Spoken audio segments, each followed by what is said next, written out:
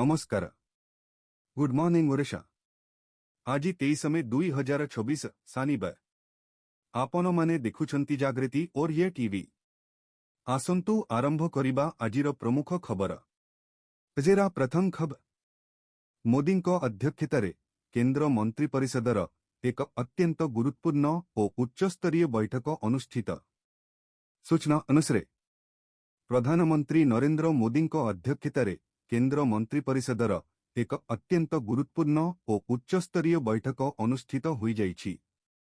दिल्ली स्थित सेवा तीर्थरे दीर्घरु घंटा धरी चलिथिबा एही माराथन बैठकरे सरकारक विभिन्न प्रमुख मंत्रणालयर कार्यदक्षता, आगामी रणनीति, विश्वस्तरीय शक्ति संकट एवं विकसित भारतर संकल्प उपरे व्यापक समीक्षा करा जाइछि। परवर्ती खबर। अबोला थ्रेट। दिल्ली विमानबंदर रे सतर्कता। विदेशरू आसुथिबा यात्रीमानंक पई कठोर निर्देशावली। सूचना अनुसार इबोला भाइरस मामला द्रुत गति वृद्धि पाउछि। परिस्थितिर गंभीरता को दृष्टि रखी विश्व स्वास्थ्य संगठन WHO एहाकू विश्वर सबुठारु बड़ा स्वास्थ्य जरूरीकालीन परिस्थिति घोषणा करिछि। एहा द्वारा आफ्रिका महादेश सबुठारु गुरुतर भावे प्रभावित हेछि। परवर्ती खबर। Gold price.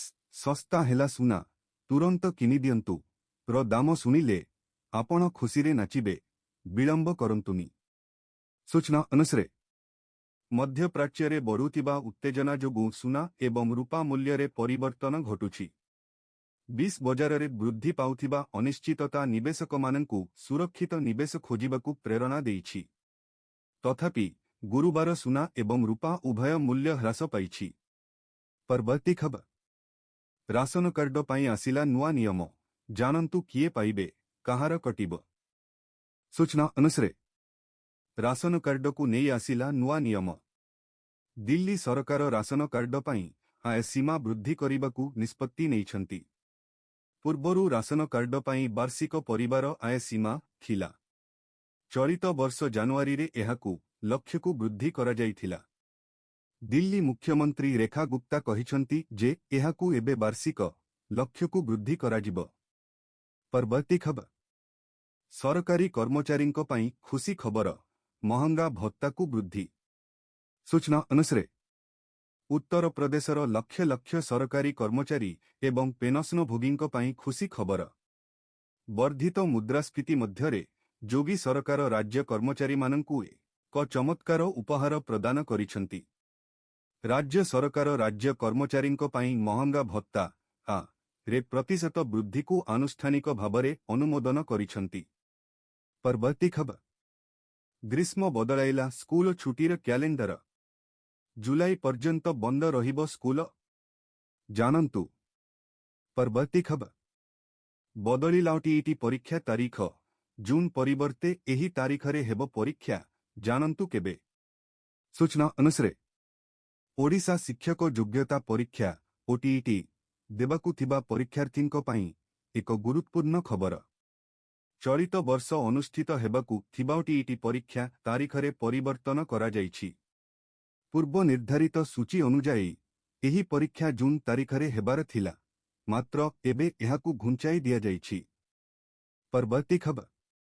बढ़िबो एलपीजी सिलिंडर दर। सूचना अनुसार मध्यप्राच्य युद्ध भितर पश्चिम एशियारे चरम उत्तेजना। अशोधित तैल दररे अहेतुक बुद्धि, जहाँ खाउटींको पकेटकु बाधुछि। निकटरे देशरे पेट्रोल एवं डीजेल दाम दुई थर वृद्धि पाई साधारण जनतांको चिंता आहुरी बढ़ाइछि। पूर्वरु गत मे तारीखरे तेल दर लिटर पिछा टंका वृद्धि पाइथिबा बेले एहा परे पुणी मेरे पैसा महंगा होइछि। परवर्ती खबर। पीएम किसान योजना को नहीं सरकारंको बड़ अपडेट। तम किस्तिरु वंचित हेबे एही व्यक्ति।